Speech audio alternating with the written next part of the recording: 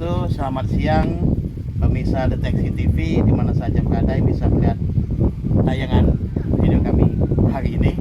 Yang mana saat ini saya bersama tokoh muda yang penuh wawasan, yang energik betul-betul jadi harapan masyarakat Kabupaten Bengkulu Timur. Beliau adalah Teddy Mardiansa MPD.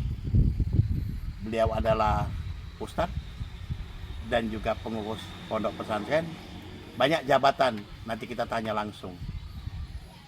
Kebetulan dalam masa saat ini Indonesia yang tidak lama lagi akan menggelar pesta demokrasi pemilihan calon-calon anggota legislatif.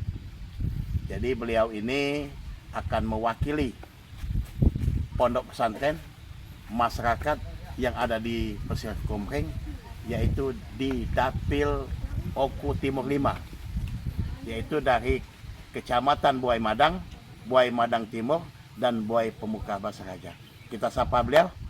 Selamat siang, Ustadz.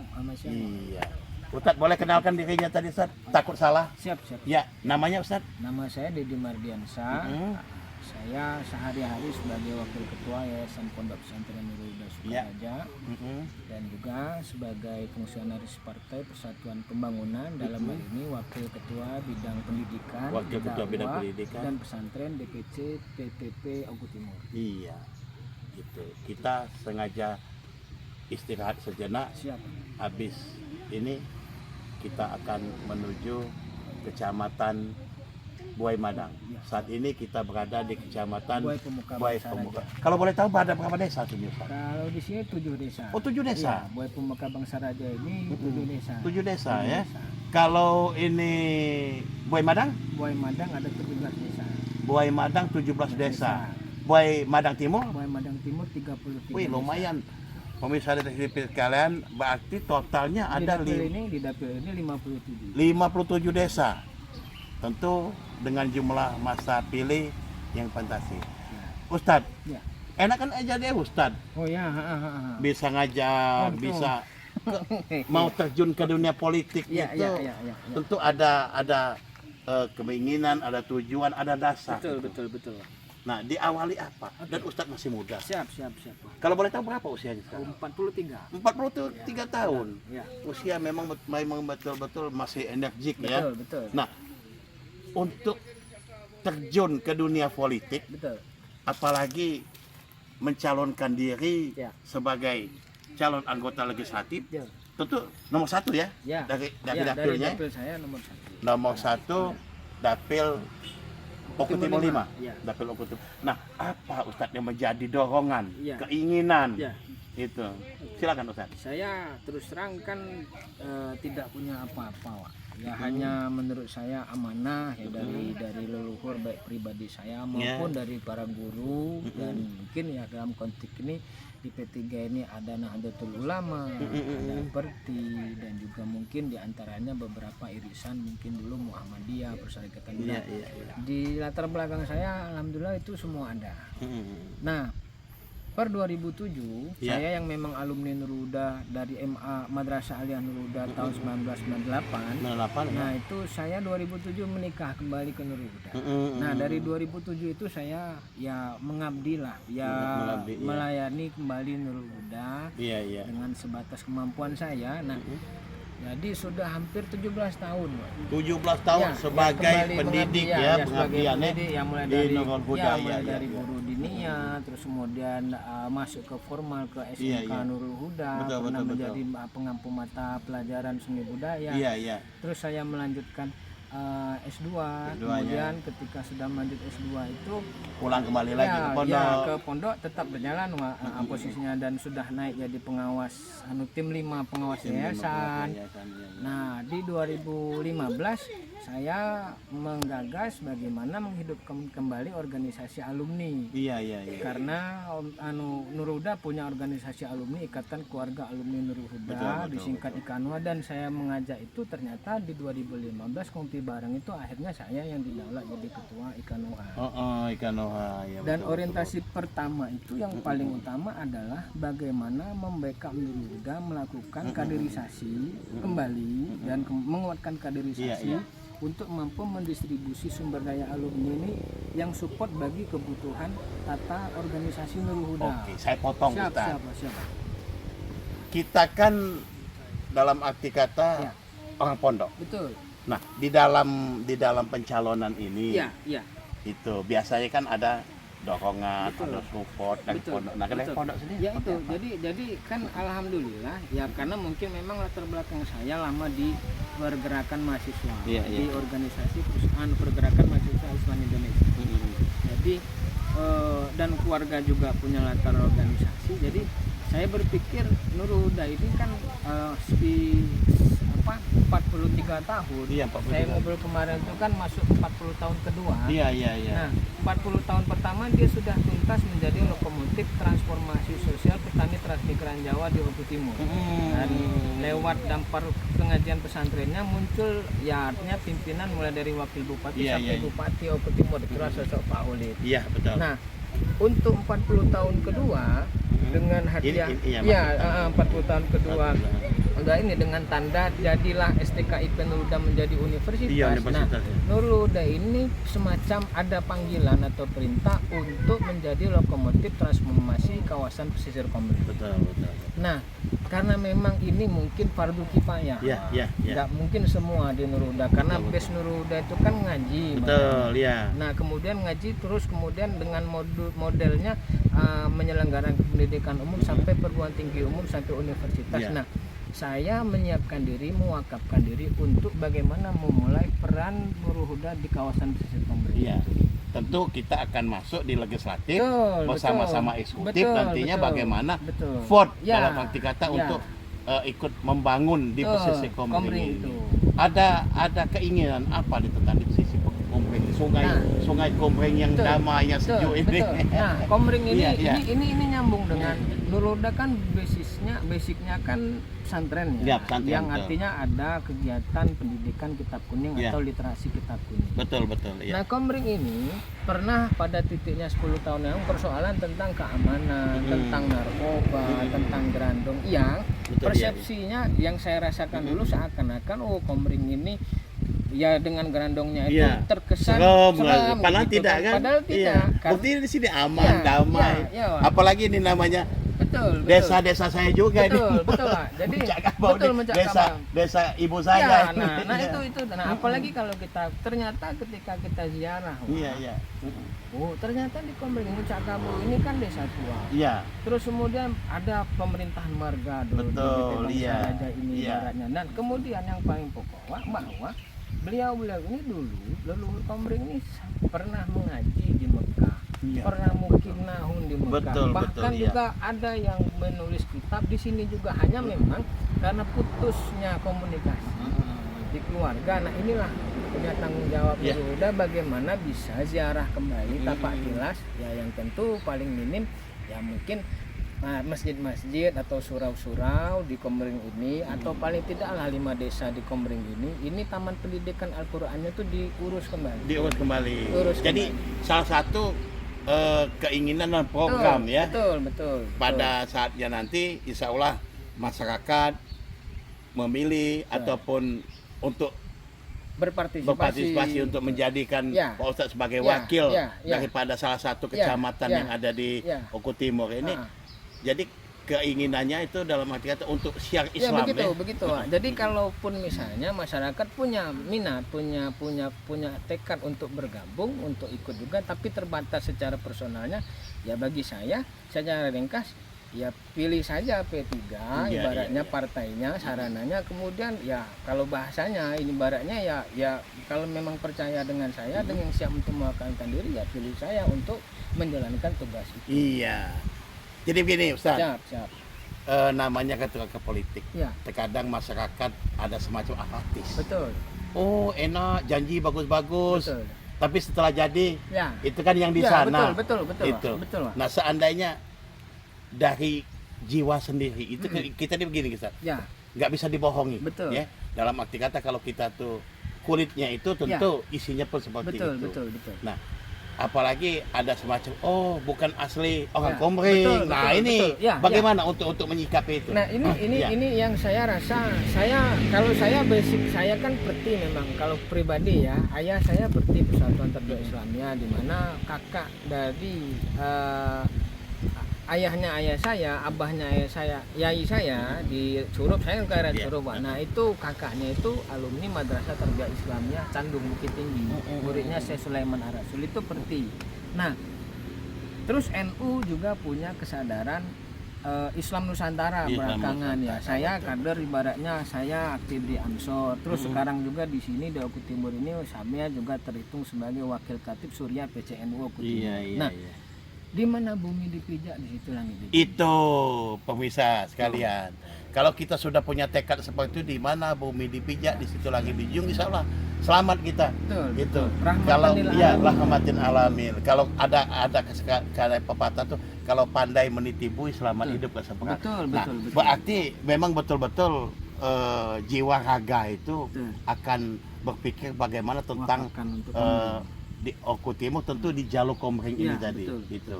Nah, jadi dalam bentuk apa Nah, nanti yang akan ya, diimplementasikan kepada Jalur ya, Komering ini?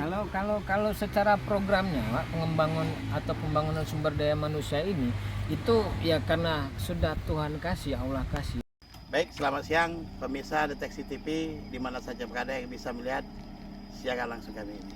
Saat ini kami berada di Desa Muncak Kabau, Kecamatan Buai Pemuka Bangsa Raja, Kabupaten Oku Timur. Yang mana kalau sudah berbicara tentang Oku Timur, tentu terbayang kita tentang beras Oku Timur. Dikarenakan hamparan sawah terbentang di Kabupaten Oku Timur itu salah satu lumbung pangan Sumatera Selatan, dan juga lumbung pangan yang cukup terkenal di Indonesia. Kalau kita berbicara sudah lumbung pangan, kita tanya, ada sosok pemuda, yaitu Ustadz muda kita tadi, yang berkeinginan mencalonkan diri untuk menjadi wakil rakyat. Nah, kita tanya, beliau ini dari Partai Persatuan Pembangunan, Partai P3, dengan nomor urut 1, Dapil Kabupaten Oku Timur 5, Kecamatan Buai Madang Timur, dan Buai Pemuka Bangsa Raja.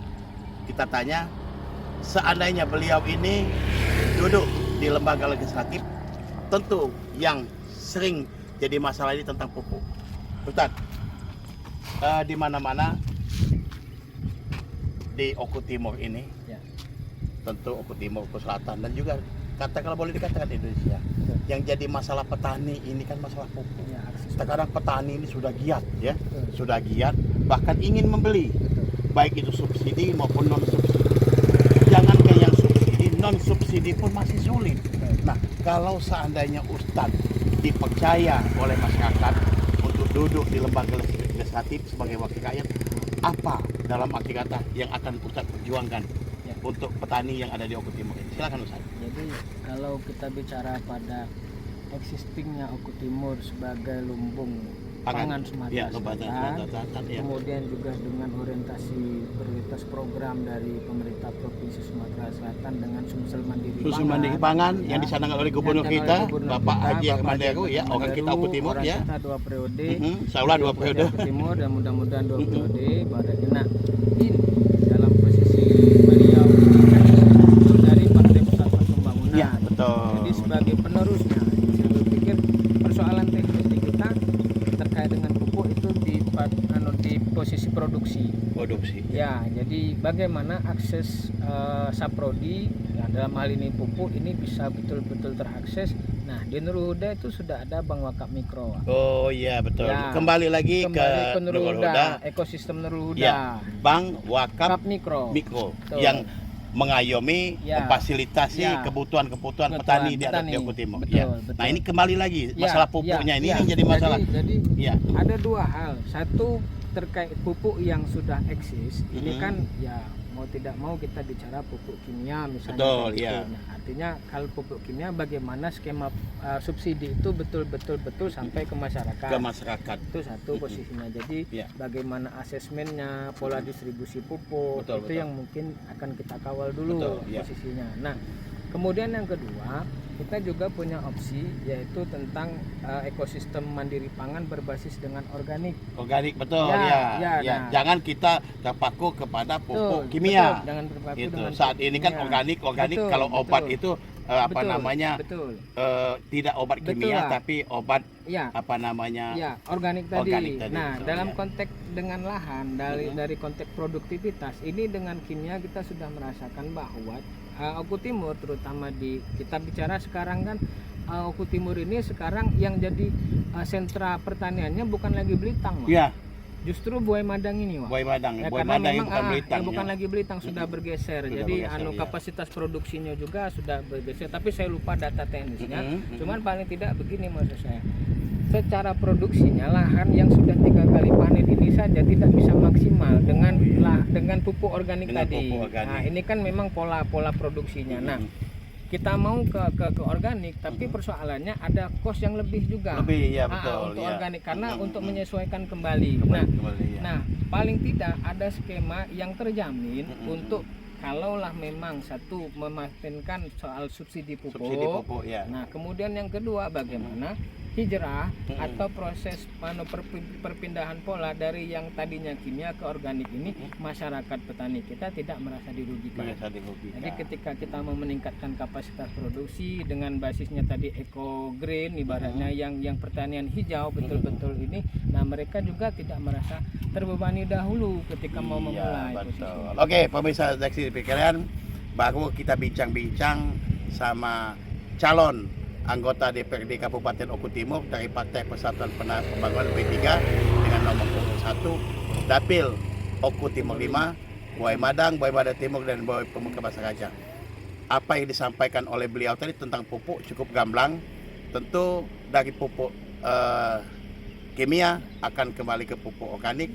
Kita tunggu, insya Allah saat masyarakat mempercayai diri untuk menjadi wakil dan betul-betul beliau dieksis.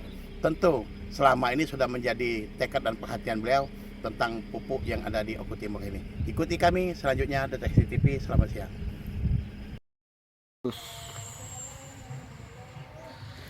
Baik, pemirsa Deteksi TV sekalian, masih bersama kami, bersama Ustadz Dedi Mardiansa SPD. Ustadz, saat ini kita lagi nyantai nih. Kita berada di desa Sumber Mulyo, Kecamatan Buai Madang Timur, Kabupaten Oku Timur. Salah satu kecamatan yang masuk di dalam daerah pemilihan Oku Timur 5. Ini ada 33 desa, Ustaz ya? Ya, Buai Madang Timur Buai Madang 33 desa. 33 desa. Tentu selain pertanian di sini, kita lewat tadi, kita keliling-keliling desa ini. Di kiri kanan kita lihat air mengalir, tanda kehidupan, dan juga masyarakat penduduknya maksud kami budidaya ikan, ya. Seperti ini di kolam. Ya. Kita lihat sebelah kanan, sebelah kiri kita kolam semua. Nah, dalam artian bahwasanya apalagi beberapa waktu yang lalu Kabupaten Oku Timur, Pemkab Oku Timur melalui Dinas Pertaniannya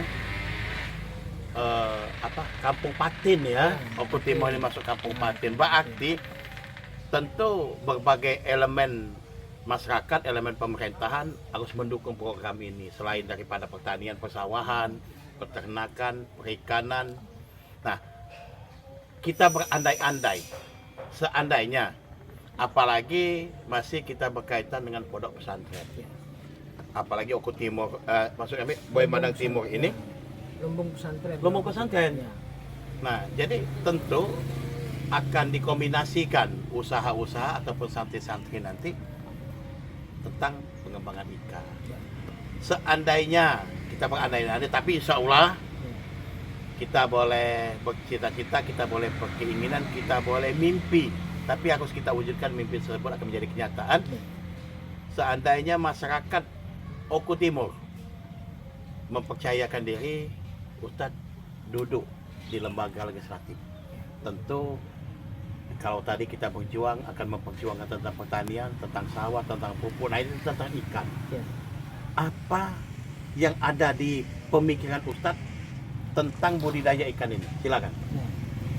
Jadi satu bahwa Oku Timur lumbung pesantren Sumatera Selatan kan waktu kita ngobrol kemarin. Kemudian untuk di Oku Timur sendiri yang menjadi lumbung pesantrennya itu Boy Madang dan Boy Madang Timur. Boy Madang dan Boy Madang Timur, ya. Timur. Lumbung pesantren ya. Nah, terkait pertanyaan tadi tentang bagaimana menggerakkan potensi ekonomi pedesaan, pedesaan. Berbasis pertanian dan perikanan. Ya. Nah, itu memang kita butuh membangun ekosistem pesantren sebagai sebuah ekosistem bagi perekonomian pedesaan berbasis pertanian dan perikanan. Artinya pesantren perlu membangun kapasitasnya yang berdaulat secara ekonomi dengan mengelola sumber daya alam yang dimilikinya. Alam yang dimilikinya. Tadi saya sudah bilang soal pupuk organik, karena memang Jinruda sendiri sudah ada ikhtiar alumninya itu untuk memproduksi pupuk kandang. Nah, itu satu. Nah, kemudian pesantren ini kan contoh misalnya di tempat kita ngobrol ini, ibaratnya ini kan sumber mulia ini, ibaratnya sumber mulia ini kan posisinya ini kan juga banyak pesantren-pesantren yang lahannya itu ya terdiri dari sawah. Iya, sawah, kolam, peternakan, banyak bebek, nah, itu unggas. Seperti ini kan sawah, ini kolam. Nah, problem bagi pesantren untuk membangun kedaulatan ekonominya atau ekosistem keekonominya ada di manajemen. Nah, pesantren karena fokus pesantren ini adalah pengajian kitab, kemudian pelayanan umat, dakwah dan sebagainya. Nah, pesantren untuk mengelola manajemennya atau bisnisnya, ya keterbatasan sumber daya. Karena orientasi pesantren ini kan akhiran. Betul. Kalau yang bisa raya dunia ibaratnya kan, nah, tapi bukan berarti tidak boleh, dan di Jawa sudah mulai. Oh, sudah mulai Ustaz di mana-mana ya. Ada pesantren yang punya galangan kapal. Betul. Ya. Jadi kalau kita lihat itu, maka saya berpikir ekosistem pesantren ini harus dibangun. Nah, pemerintah dalam hal ini mendorong membangun kapasitas pesantren dalam konteks tata kelola perekonomiannya. Jadi menghadirkan sumber daya manusianya yang memang fokus, karena yang saya alami di Nuruda itu, Wak. Jadi kita memang punya aset misalnya kan, tapi kita karena terbiasanya memang basis kita itu adalah guru ibaratnya isi raport. Nah, kagetnya salah isi. Isinya raport, nah terisi untuk laporan keuangan. Begitu juga sebaliknya. Maka memang perlu skop atau fokus untuk perlu pembinaan dan pelatihan dalam arti kata setelah keluar dari pondok, selain membekali ilmu agama, tapi mereka punya keterampilan. Contoh umpamanya ada pelatihan baik kalau di Jawa itu dari jamur saja, pondok itu sudah bisa menghidupi. Kalau di kita ini sebenarnya kalau secara unit-unit pesantren itu sendiri itu sudah ada fokus masing-masing. Bahkan pesantren misalnya seperti tempat kita ngobrol ini, ini punya aset yang luas ibaratnya. Cuman kan memang tantangan ke depan itu soal manajemen. Betul. Ya, artinya bagaimana mengelolanya menjadi lebih maksimal lagi. Nah, ini tentu kalau pesantren mau ini kan sangat terbatas. Nah, kita melihat di situ menjadi tugas kita untuk membangun, mewakafkan diri lah ibaratnya. Untuk bagaimana pesantren mempunyai kemampuan tata kelola ekonominya. Tentu nanti kita akan memperjuangkan, kalaupun sudah ikan ini tentang perikanan. Kalau sudah duduk di legislatif, mendorong, mendorong dinas terkait bagaimana mendata, mengelola potensi yang ada di pondok, bukan di pondok saja maksud kita di Oku Timur ini, di masyarakatnya, tapi basisnya pesantren. Jadi Agus, lahan-lahan yang Betul, ada di betul. pondok Bisa pesantren menjadi itu produktif. menjadi produktif, Betul. baik itu perikanan, Maupun pertanian, peternakan. peternakan. Iya, itu ke depannya. Nah, kalau kita melihat yang saat ini, Ya. apakah ini sudah jalan gitu? Kalau di ini sudah, Pak. Artinya Sudah, ya? kalau internal pesantren-pesantren itu bahkan kemudian ada upaya-upaya membuat jaringan koperasi. Tapi saya melihat untuk menjadi sebuah ekosistem ya, artinya direncanakan. Ya.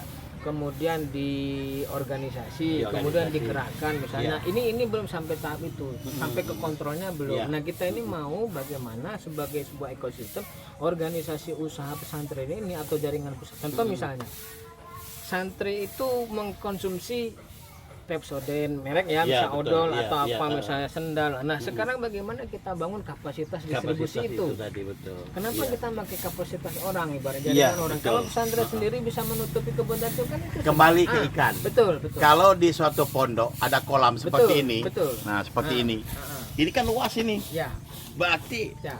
Bibitnya, konsumsi, iya misalnya, konsumsi internal. konsumsi pondok itu nggak usah jauh-jauh. Betul. Konsumsi pondok itu nggak usah jauh-jauh, Ya. dikarenakan Ya. di lingkungan pondok Ya. itu sudah Ya. tersedia Itu ikan. itu ikan. Belum lagi beras.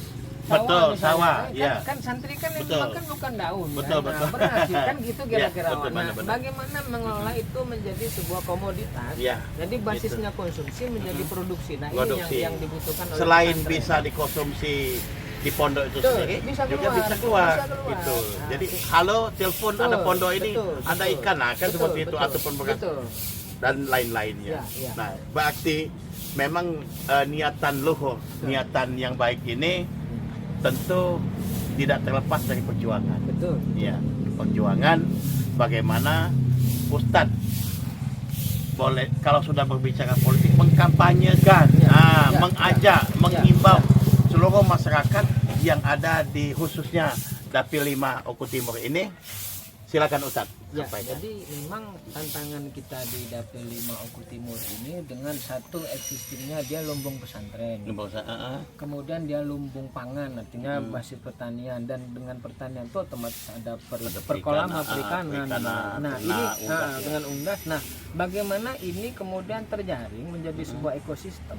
Nah, ekosistem ini ibaratnya saling paling pokok adalah menguatkan kapasitas manajerial. Manajerial betul. Nah, di sumber dayanya. Di sumber daya, Nah, sumber daya ya, paling manusia utama. maupun sumber daya lahannya Ya. dan pendukung lainnya. Setelah itu maka butuh support system yang memang teruji, artinya memang siap untuk membackup secara Membackup, penuh. betul, Ya, ya. entah apakah nanti bentuknya anggaran yang rutin, Ya, betul, misalnya, ya. atau satuan tugas yang memang betul-betul siap mendampingi pesantren untuk membangun kapasitas produksinya. Betul.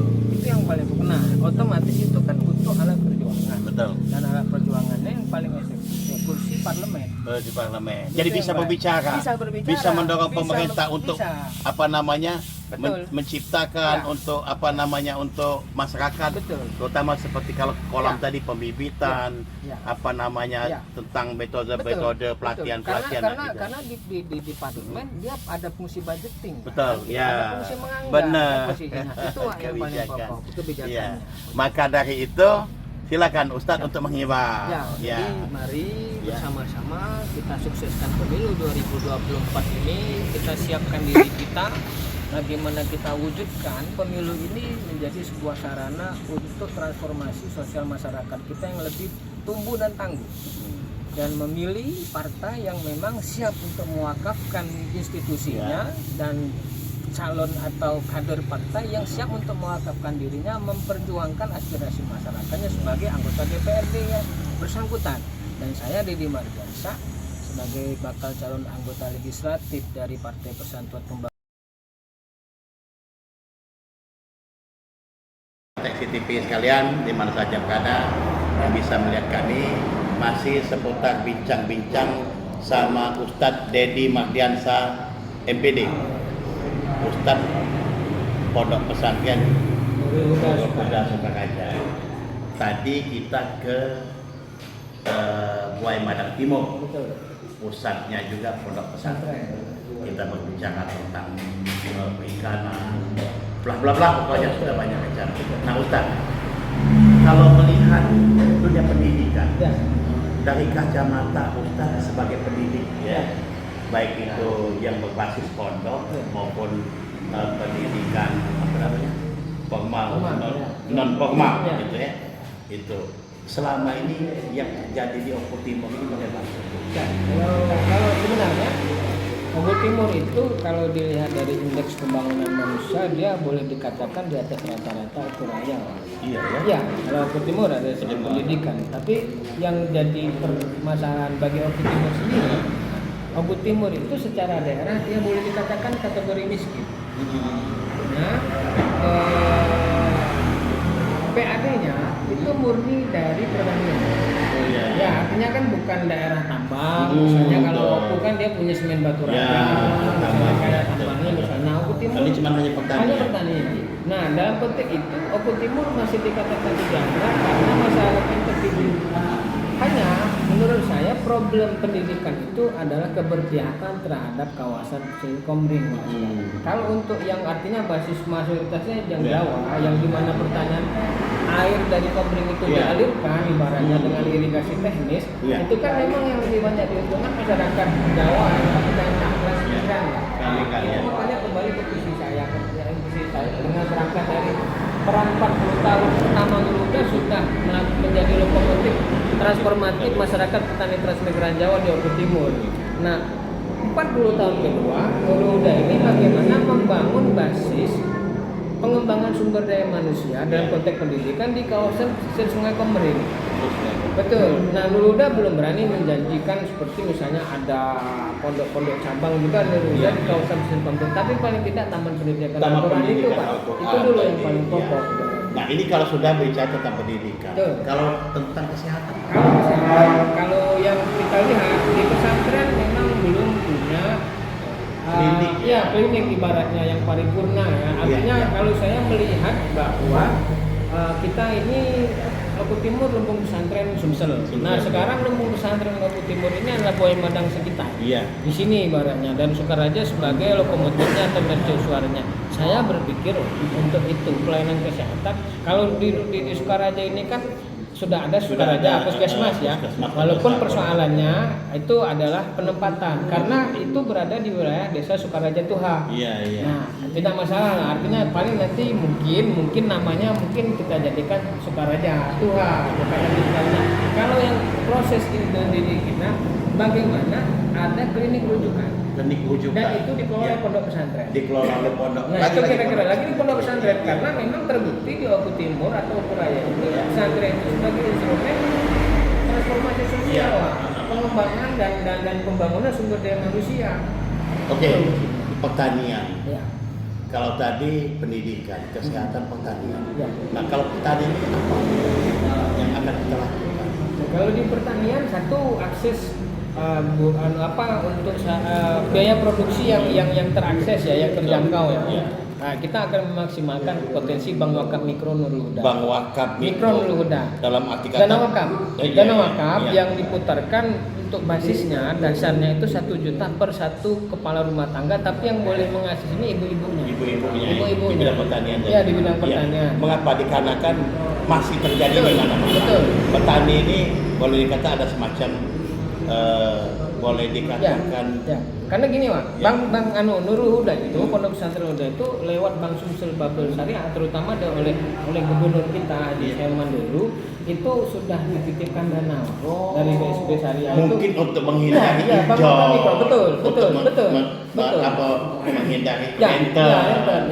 Jadi dia misalnya 1 juta, ya pengembaliannya 1 juta.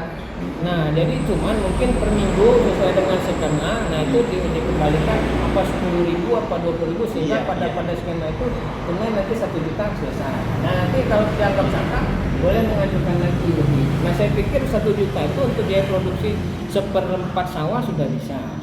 Ya, nah ini Ustaz ada lagi. Ya. Biasanya kalau sudah bicara ekonomi ini kan senjang sosial. Betul. Nah, senjang sosial ini maksudnya begini. Masih banyak ya saudara-saudara kita ini yang hidup di garis. Betul. Ya, di garis.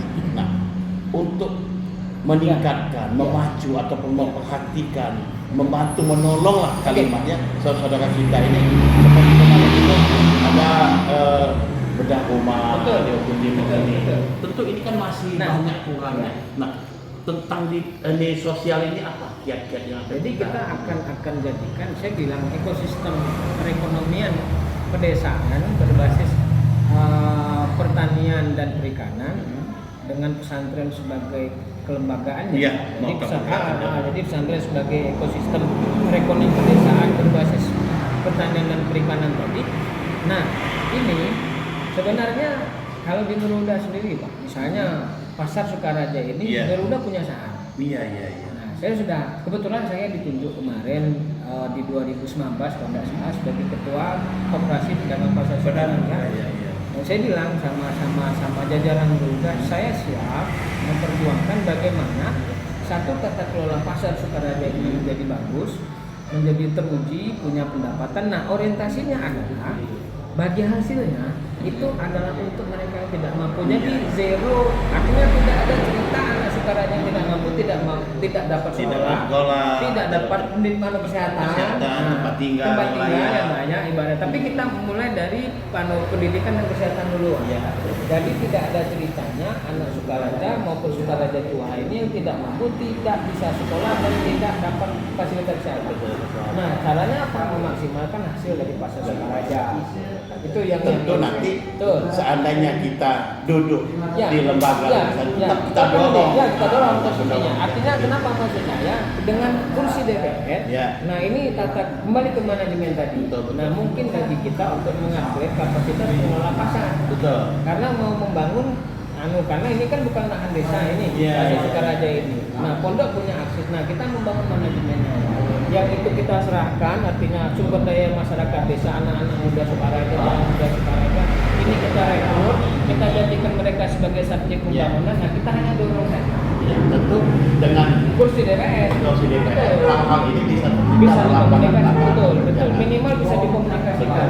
Baik, pemirsa Deteksi TV sekalian, banyak tidak habisnya kalau kita berbicara tentang apa yang ada di pikiran Ustaz muda ini.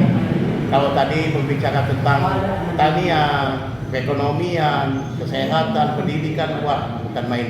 Keinginan dalam arti kata bagaimana ikut berperan aktif mencerdaskan, meningkatkan perekonomian, memberi kesehatan kepada masyarakat.